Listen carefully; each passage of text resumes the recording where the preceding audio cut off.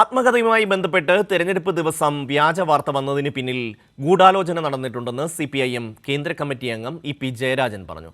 സംഭവത്തിൽ കർശനമായ അന്വേഷണം വേണമെന്നും EP ആവശ്യപ്പെട്ടു. Doctor P. സരിൻ മികച്ച സ്ഥാനാർത്ഥിയാണെന്നും LDFന്റെ വിജയം ഉറപ്പാണെന്നും EP പാലക്കാട്ട് പറഞ്ഞു. തന്റെ ആത്മകഥ ഇപ്പോഴും എഴുതിക്കൊണ്ടിരിക്കുകയാണെന്ന് CPIM കേന്ദ്ര കമ്മിറ്റി അംഗം EP ജയരാജൻ പറഞ്ഞു. ആർക്കും പ്രസാധന ചുമതല കൊടുത്തിട്ടില്ല. DC ബുക്സും മാതൃഭൂമി ബുക്സും ബന്ധപ്പെട്ടിരുന്നു. തന്റെ പുസ്തകം പ്രസിദ്ധീകരിക്കാൻ തനിക്ക് അവകാശമുള്ളൂ. താൻ ആരെയും ചുമതലപ്പെടുത്തിയിട്ടില്ല. തിരഞ്ഞെടുപ്പ് ദിവസം ഇത്തരമൊരു വാർത്ത വന്നതിന് പിന്നിൽ വലിയ ഗൂഢാലോചന നടന്നിട്ടുണ്ട്. വിഷയത്തിൽ ശക്തമായ അന്വേഷണം വേണമെന്നും DGPക്ക് പരാതി നൽകിയതായും EP ജയരാജൻ പറഞ്ഞു.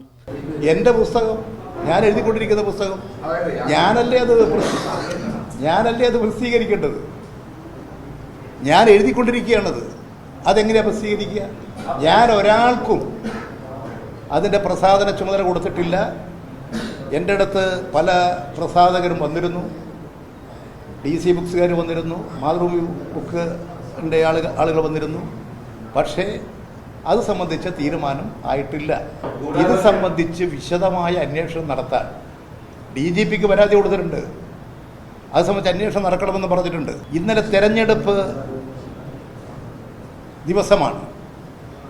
ആ തെരഞ്ഞെടുപ്പ് ദിവസം ഇത്തരമൊരു പ്രഖ്യാപനങ്ങളും നടപടികളും വന്നത് ആസൂത്രിതമാണ്. Doctor P. സരിൻ ഉത്തമനായ സ്ഥാനാർത്ഥിയാണ്.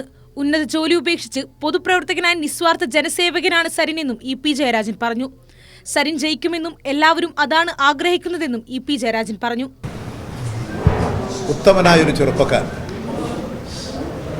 പൊതുസമൂഹത്തോട് പ്രതിജ്ഞാബദ്ധതയുള്ള ജനസേവനത്തിന് വേണ്ടി ജോലി പോലും രാജിവെച്ച് നിസ്വാർത്ഥ സേവകനായി പൊതുരംഗത്ത് ഇറങ്ങി പ്രവർത്തിച്ച് അതിലൂടെ രാഷ്ട്രീയത്തിലൂടെ വളർന്നു വന്ന ഒരു ചെറുപ്പക്കാരനാണ് ഡോക്ടർ സരിൻ. ഈ പാലക്കാട്ട് ജനതയ്ക്ക് ലഭിച്ചിട്ടുള്ള ഏറ്റവും ഉത്തമനായൊരു സ്ഥാനാർത്ഥിയാണ്. ഇവിടെ സരിൻ ജയിക്കും. കൈരളി ന്യൂസ്, പാലക്കാട്.